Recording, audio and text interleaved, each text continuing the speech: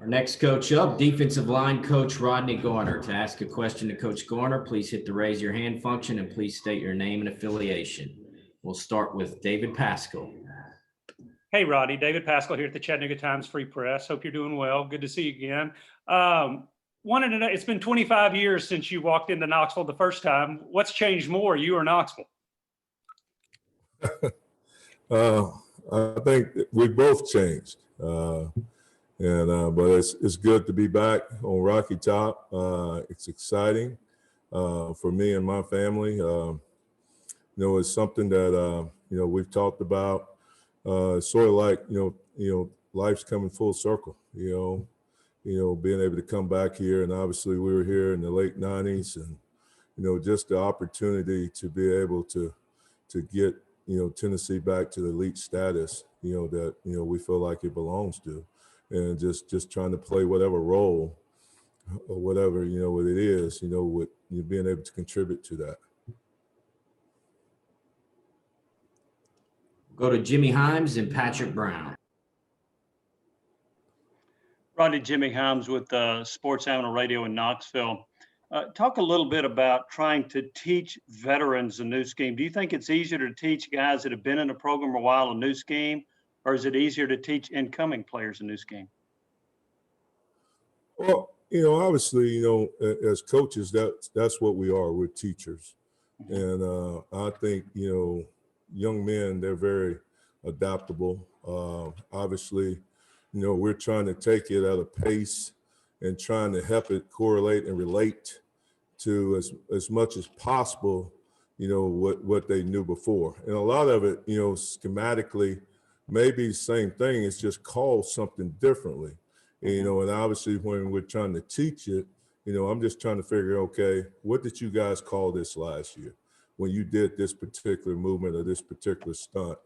So we can, so this is same as, a jab stunt, same as a cowboy. We may call it a ram or we may call it an egg, but it's the same as. And I think, when you put it in those terms, a lot of it, it hits them like, oh, okay, I got it, but, they're very resilient. I think the guys have adapted to the change pretty well. Obviously just the different personalities, they're trying to feel their way through. And I just think they're looking to see, that you're going to be consistent in what you're doing. And that's the thing that, we try to bring to the table every day. Also, do you think it's harder now to play the defensive line considering all the variety of offenses that you face from week to week? Well, obviously, this league has changed. There's everybody now is evolving to the spread. So it's changed even, schematically, what type of body types that you're looking for, because everybody's in the hurry up tempo. It's hard to sub guys in and out. So now you're really starting, as you're targeting your recruiting, you're looking for guys that have that third down value, because you may not be able to get guys in and out, after second down. So you got to be able to transition and play the third down. So, obviously, just trying to make sure that you're athletic enough up front to be able to do the things that need to be done, and also have the stoutness to be able to hold the point and not get displaced. So, to me, it is a premium, being a defensive lineman in this league. Hey, Rodney, Patrick Brown with 24/7 Sports. Kind of following up on that, what was maybe some of your first impressions of the guys you're inheriting? Obviously, you have a lot of guys that have played a lot of football, a lot of veterans. What did you see when you watched film of them from last season, if you did? And maybe what did you think when you saw them and some of the workouts you guys have done since you've been here? Well, obviously we watch film to see guys play and see how they strike blocks, how stout they were and different things. But, you're trying not to go into it with a preconceived idea.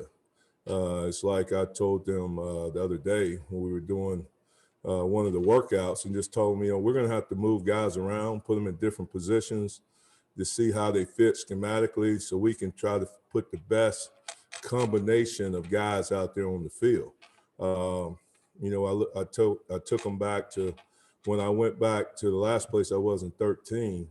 I probably had like 10 different starting lineups, just trying to find the right matchups and getting guys playing with the right chemistry so we could be successful, defensively. So right now we're just trying to find out where guys fit the best and that they can execute and play at a championship level. David Ubben, then Ben McKee. Hey, Rodney, David Ubben with The Athletic. Kind of playing off that last question, how do you learn what guys can do?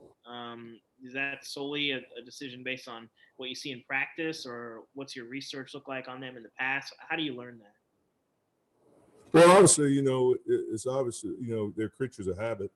Obviously what we do in practice, what they put on tape. Like I tried to tell them, there's three things that will never lie to you. That's the Bible, the mirror, and film. So, obviously what they're putting on film, that's who they are, what they are. But we've got to find a way to help them improve where they can execute at a high level. And the one thing that I think is very consistent, these guys are hungry. They want to win, and they want to play better, and they want to improve their game. So it's going to be exciting for both sides, for them and for me, to be able to work together and see what we can achieve. Coach, Ben McKee of Rocky Top Insider. I'm curious as to when you are trying to figure out where guys fit best and when you're evaluating talent in high school, what are you looking for? What does a Rodney Garner defensive lineman look like? Well, obviously, you start with measurables. That's a given. Then, we're looking for, a skill set. Do they check the boxes, as far as, initial quickness, lateral movement, short area quickness, COD, what kind of ankle flexion, hip flexion, knee bend, hip explosion, being able to create vertical power. Schematically, obviously, we're an attack and react front versus sitting on the line and reading. And then, obviously, it's hard, you're looking at the character, the makeup of the young men, what type of character they have. And then one of the things that's the hardest to gauge is what kind of competitiveness and what kind of heart they have, which, as you try to go through the recruiting process and get to know them and get to know their families and their makeup, and hopefully that'll be more revealing.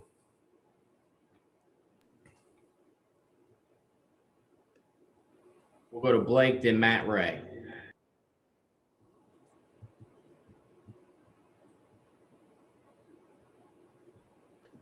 Blake, you there? Sorry about that, Bill. I froze for a second. No problem. Ronnie Blake Topmeyer with Knoxville News Sentinel. This is kind of a follow-up. You mentioned being an attack and react type front. I was wondering if you could elaborate kind of what do you feel like the hallmarks will be of the defensive line in this scheme? How would you like to see your guys play? Well, obviously, you want to play violent. It's a violent game. We want to strike. We want to create knockback. We want to perfect, block destruction. Be able to hold the point on the different combo blocks, and just be very disruptive up front, and also at the same time being mindful of that we've got to protect that second level guys too, and not just let guys climb. So when I say attack and react, we're not just going to be running upfield, but we've got to read our pressure points as we're working vertical.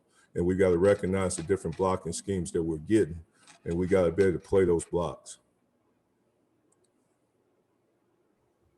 Rodney, Matt Ray with Sports Illustrated. Shortly after you were hired here at Tennessee, I asked Derek Brown what kind of coach Tennessee was getting in Rodney Garner, and he told me they got the best damn coach in college football. He will not only grow those guys as players, but as men as well. My question to you is, how important is it for you to not only be able to relate and develop these guys on the field, but play a role off the field in developing them into a man? Well, obviously, I look at this, as my ministry, and this is what I want to pour into these young men. And the thing that we sell to these families, they're going to give me a young man, and I want to give them a man back. So, we have the holistic approach, that obviously they all want to play at the next level. You ask them man for man, that's what you hear. But I want them to be good students. I want them to get a degree. I want them to be good men off the field. My role is I want them to be good husbands, good fathers, good citizens. So we're looking at that, and hopefully, we can develop them spiritually, socially, and then athletically. And I feel like if we can encompass those other areas, then they're going to be good football players, because hopefully we're targeting the guys that have the skill set and the talent to be able to play at a high level. So if we're doing our job as far as developing them in other areas, then they should be very coachable, and we should be able to achieve their athletic goals along the process. Last question, Eric Kane, and then we'll get Coach Eckler in. Hey, Rodney, Eric Kane with the Sports Animal here in Knoxville. Welcome back to Knoxville. My question for you is, this defensive line group, it's had quite a bit of turnover in terms of coaching as instructors the last couple of seasons. How important is it for those guys to have stability in one coach, in one voice, to kind of get better and continue on with their journey?